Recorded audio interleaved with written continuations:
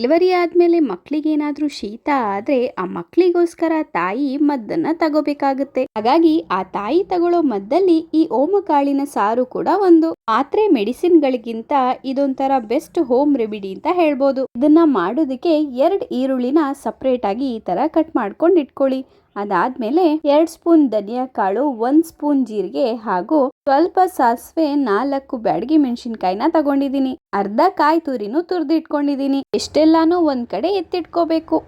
ಇನ್ನು ಇಲ್ಲಿ ಮೇನ್ ಆಗಿ ನಾನು ಸೀಗೆ ಸೊಪ್ಪನ್ನ ತಗೊಂಡಿದ್ದೀನಿ. ಇದು ನಿಮಗೆ ಸಿಗ್ಗಿಲ್ಲ ಅಂದ್ರೆ ಸ್ಕಿಪ್ ಕೂಡ ಮಾಡಬಹುದು. ಇನ್ನು ಸಾಂಬಾರ್ ಪದಾರ್ಥಗಳನ್ನೆಲ್ಲ ಹುರ್ಕೋಬೇಕಲ್ಲ, ಹಾಗಾಗಿ ಒಂದ್ ಪ್ಯಾನ್ ನ ತಗೋಬೇಕು. ಮೇನ್ ಇಂಗ್ರೀಡಿಯೆಂಟ್ ಬಂದು ಓಮ ಆಗಿರೋದ್ರಿಂದ ಓಮ ಕಾಳು ಅಂದ್ರೆ ಅಜ್ವೈನ್ ಇದೆಯಲ್ಲ, ಸೊ ಅದನ್ನ ನೀವು 2 ಸ್ಪೂನ್ ತಗೊಂಡು ಹಾಗೆ 1 ಸ್ಪೂನ್ ಅಷ್ಟು ಕಾಳು ಮೆಣಸನ್ನ ತಗೊಂಡು ಅದ್ರ ಜೊತೆಗೇನೆ ನೀಟಾಗಿ ಲೋ ಫ್ಲೇಮ್ ಅಲ್ಲಿ ಹುರ್ಕೋಬೇಕು. ಇಲ್ಲಿ ಓಮ ಕಾಳು ಬಂದು ನೀವು ಬೇಕಾದ್ರೆ ಜಾಸ್ತಿನೂ ತಗೋಬಹುದು, ಆದ್ರೆ ಅದರ ಅರೋಮ ಎಲ್ಲಾರ್ಗು ತಡೆಯಕ್ಕಾಗಲ್ಲ. ಸಾಂಬಾರ್ನ ಕುಡಿಬೇಕಾದ್ರೆ ಇಲ್ಲಾಂದ್ರೆ ಅದ್ರ ಜೊತೆ ಊಟ ಮಾಡ್ಬೇಕಾದ್ರೆ ಜಾಸ್ತಿ ಫ್ಲೇವರ್ ಇದ್ರೆ ನಮಗೆ ಅದನ್ನ ಸಹಿಸಕ್ಕೆ ಸ್ವಲ್ಪ ಕಷ್ಟ ಆಗುತ್ತೆ. ಅದಷ್ಟೇ ಅಲ್ಲದೆ ಓಮ ಕಾಳು ತುಂಬಾನೇ ಓವರ್ ಹೀಟ್ ಆಗಿರುತ್ತೆ ಬಾಡಿಗೆ, ಸೊ ಹಾಗಾಗಿ ಲಿಮಿಟೆಡ್ ಆಗಿ ತಗೊಂಡ್ರೆ ತುಂಬಾನೇ ಒಳ್ಳೇದು. ಇನ್ನು ಅದೇ ಪ್ಯಾನಿಗೆ ತುರ್ದಿಟ್ಟಿರೋ ಕಾಯಿನ ಹಾಕಿ ಎತ್ತಿಟ್ಕೊಂಡಿರೋ ಈರುಳ್ಳಿಲಿ 1ರಷ್ಟು ಈರುಳ್ಳಿನ ಅದಕ್ಕೆ ಹಾಕಬೇಕು. ನಾನು ಅದಕ್ಕೋಸ್ಕರನೇ 2 ಈರುಳ್ಳಿ ಕಟ್ ಮಾಡ್ಬೇಕಾದ್ರೇನೆ 1 ಈರುಳ್ಳಿನ ಸಪರೇಟ್ ಆಗಿ ಎತ್ತಿಟ್ಕೊಂಡಿದ್ದೆ.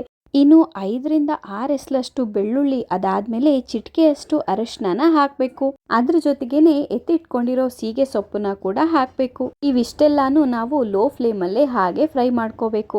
ಮಕ್ಕಳಿಗೆ 1 ತಿಂಗಳು 2 ತಿಂಗಳು ಎಲ್ಲ ಇದ್ದಾಗ ನಾವು ಟ್ರೀಟ್ಮೆಂಟ್ ತಗೊಳಕ್ ಹೋಗೋಣ ಅಂದ್ರೂ ಡಾಕ್ಟರ್ಸ್ ಅವರಿಗೆ ಟ್ರೀಟ್ಮೆಂಟ್ ಕೊಡಲ್ಲ. ಆಗ ನಾವು ಮನೆಯಲ್ಲೇ ಈ ತರ ಹೋಮ್ ರೆಮಿಡಿನ ಮಾಡ್ಕೊಳ್ಳೋದ್ರಿಂದ ತುಂಬಾನೇ ಯೂಸ್ಫುಲ್ ಆಗುತ್ತೆ. ಇನ್ನು ಬಾಣಂತನದಲ್ಲಿ ನಮ್ಮ ಮಂಗಳೂರು ಕಡೆ ಎಲ್ಲಾರ್ಗು ಈ ಓಮ ಸಾರು ಗೊತ್ತೇ ಇರುತ್ತೆ. ಇದನ್ನ ಪ್ರತಿಯೊಬ್ಬರ ಮನೇಲೂ ಮಾಡೇ ಇರ್ತಾರೆ. ಯಾಕಂದ್ರೆ ತಾಯಿ ಮೈ ತಣ್ಣಗಾದಷ್ಟು ಪಾಪುಗೆ ಶೀತ ಆಗೋ ಚಾನ್ಸಸ್ ಎಲ್ಲ ತುಂಬಾನೇ ಇರುತ್ತೆ. ಸೊ ಹಾಗಾಗಿ ಬೆಚ್ಚಗೆ ಹೀಟಲ್ಲಿ ಇರ್ಲಿ ಅಂತ ಹೇಳ್ಬಿಟ್ಟು ಈ ತರ ಮಾಡ್ಕೊಡ್ತಾರೆ. ಇದನ್ನ ನಮ್ಮ ಮಂಗಳೂರು ಕಡೆ ಹಾಗೂ ತುಳುವಿನಲ್ಲಿ ಪಲದ್ಯ ಅಂತ ಕರೀತಾರೆ. ಚಳಿಗಾಲದಲ್ಲಿ ಮಕ್ಕಳಿಗೆ ಶೀತ ಆಗೋದು ಕಾಮನ್ ಆಗಿರುತ್ತೆ. ಸೊ ಹಾಗಾಗಿ ನಾವು ಈ ತರ ಮಾಡ್ಕೊಂಡು ಕುಡಿಯೋದ್ರಿಂದ ಮಕ್ಕಳಿಗೆ ಬೇಕಾಗಿರೋ ಪೌಷ್ಟಿಕತೆ ನಮ್ಮ ಎದೆ ಹಾಲ್ ಮುಖಾಂತರ ಹೋಗುತ್ತೆ. ಕೆಲವರಿಗೆ ಓಮಕಾಳಿನ ಫ್ಲೇವರ್ ಏನಿದೆ ಅದು ಜಾಸ್ತಿ ಇಷ್ಟ ಆಗ್ತಾ ಇರಲ್ಲ. ಅಂತವ್ರು ಇದನ್ನ ಮಾಡ್ಕೊಂಡ್ರೆ ಸ್ವಲ್ಪ ಲೈಟ್ ಆಗಿ ಅಷ್ಟೊಂದು ಗೊತ್ತಾಗಲ್ಲ. ಇನ್ನು ಹುರಿದಿಟ್ಕೊಂಡಿರೋ ಪದಾರ್ಥ ಎಲ್ಲ ತಣ್ಣಗಾದ್ಮೇಲೆ ಅದನ್ನ ಮಿಕ್ಸಿಗೆ ಹಾಕಿ ಅದಕ್ಕೆ ಸ್ವಲ್ಪ ಚಿಕ್ಕ ತುಂಡಷ್ಟು ಹುಣಸೆ ಹುಳಿನ ಹಾಕಿ ನೀಟಾಗಿ ರುಬ್ಕೋಬೇಕಾದ್ರೂ ಅಷ್ಟೇ ಸ್ವಲ್ಪ ನೈಸ್ ಆಗಿ ರುಬ್ಕೋಬೇಕು. ಸ್ವಲ್ಪ ನೀರು ಜಾಸ್ತಿ ಹಾಕೊಂಡ್ರು ಪರವಾಗಿಲ್ಲ, ಯಾಕಂದ್ರೆ ಇಲ್ಲಿ ಮಾಡ್ತಿರೋದು ಓಮ ಸಾರಾಗಿರೋದ್ರಿಂದ ತೆಳ್ಳಗೆ ರುಬ್ಕೋಬೇಕು. ಇನ್ನು ರುಬ್ಬಿದೆಲ್ಲ ಆದ್ಮೇಲೆ ಒಂದು ಪ್ಯಾನ್ ನ ತಗೊಂಡು ಅದಕ್ಕೆ ತುಪ್ಪನ ಹಾಕೋಬೇಕು. ಬಾಣಂತನದಲ್ಲಿ ಬಾಣಂತಿರು ಎಷ್ಟು ತುಪ್ಪ ತಗೊಂಡ್ರು ಒಳ್ಳೇದೆ, ಯಾಕಂದ್ರೆ ಬೋನ್ ಸ್ಟ್ರೆಂತ್ಗೆಲ್ಲ ತುಂಬಾನೇ ಯೂಸ್ಫುಲ್ ಆಗಿರುತ್ತೆ. ಇನ್ನು ಕೆಲವರಿಗೆ ಈ ತುಪ್ಪದ ಒಗ್ಗರಣೆ ಅಂದ್ರೆ ಅಷ್ಟೊಂದು ಇಷ್ಟ ಇರಲ್ಲ. ಅಂತವ್ರು ಬೇಕಾದ್ರೆ ಕೊಬ್ಬರಿ ಎಣ್ಣೆನ ಯೂಸ್ ಮಾಡ್ಕೋಬಹುದು. ಕೊಬ್ಬರಿ ಎಣ್ಣೆ ಯೂಸ್ ಮಾಡ್ಬೇಕಾದ್ರೂ ಅಷ್ಟೇ ಅದರಲ್ಲಿ ಕಲಬೆರಕೆ ಇರೋದನ್ನ ತಗೊಳ್ದೆ ಚೆನ್ನಾಗಿರೋದನ್ನ ತಗೋಬೇಕು. ಇನ್ನು ಒಗ್ಗರಣೆಗೆ ಬೇಕಾಗಿರೋ ಅಷ್ಟು ತುಪ್ಪನ ಹಾಕೊಂಡು ಅದಕ್ಕೆ ಕರಿಬೇವನ್ನ ಹಾಕ್ಬೇಕು. ಕೆಲವರು ಇಲ್ಲಿ ಕರಿಬೇವನ್ನ ಸ್ಕಿಪ್ ಮಾಡ್ತಾರೆ, ಆದರೆ ನಾನು ಇಲ್ಲಿ ಪರಿಮಳಕ್ಕೋಸ್ಕರ ಕರಿಬೇವನ್ನ ತಗೊಂಡಿದ್ದೀನಿ. ಇನ್ನು ಕಾದಿರೋ ತುಪ್ಪಕ್ಕೆ ಕರಿಬೇವನ್ನ ಹಾಕೊಂಡ್ಮೇಲೆ ಹೆಚ್ಚಿಟ್ಕೊಂಡಿರೋ ಉಳ್ದಿರೋ ಈರುಳ್ಳಿನ ಹಾಕಿ ಹಾಗೆ ಫ್ರೈ ಮಾಡ್ಕೋಬೇಕು. ಈ ಅಡ್ಗೆನ ಮಾಡೋವಾಗ ಆದಷ್ಟು ಉರಿನ ಲೋ ಫ್ಲೇಮ್ ಅಲ್ಲಿ ಇಟ್ರೆ ತುಂಬಾನೇ ಒಳ್ಳೇದು. ಯಾಕಂದ್ರೆ ಉರಿನ ಜಾಸ್ತಿಯಲ್ಲಿ ಇಟ್ಕೊಂಡಿರೋದ್ರಿಂದ ಇಲ್ಲಿ ತುಪ್ಪ ಹಾಕಿರೋದ್ರಿಂದ ಇದು ಸೀದೋಗೋ ಚಾನ್ಸಸ್ ತುಂಬಾನೇ ಇದೆ. ಸೊ ಹಾಗಾಗಿ ಉರಿನ ಲೋ ಫ್ಲೇಮಲ್ಲಿ ಇಟ್ಕೊಂಡ್ರೆ ತುಂಬಾನೇ ಒಳ್ಳೇದು. ನನ್ನ ಪಾಪುಗೂ ಹತ್ರ ಈಗ 2 ತಿಂಗಳು ಆಗ್ತಾ ಬಂತು. ಸೊ ಹಾಗಾಗಿ ಅವಳಿಗೆ ಶೀತ ಆಗಿದೆ ಅಂತ ಹೇಳ್ಬಿಟ್ಟು ನಾನು ಈ ಥರ ಮಾಡ್ಕೋತಾ ಇದ್ದೀನಿ. ಇದನ್ನು ಹೇಳ್ಕೊಟ್ಟಿರೋದು ಕೂಡ ನಮ್ಮ ಅಮ್ಮನೇ. ನಾನು ನನ್ನ ಮೊದಲನೇ ಮಗುದ್ರಲ್ಲೂ ಈ ಥರ ಮಾಡ್ಕೊಂಡು ಕುಡ್ದಿದ್ದೆ.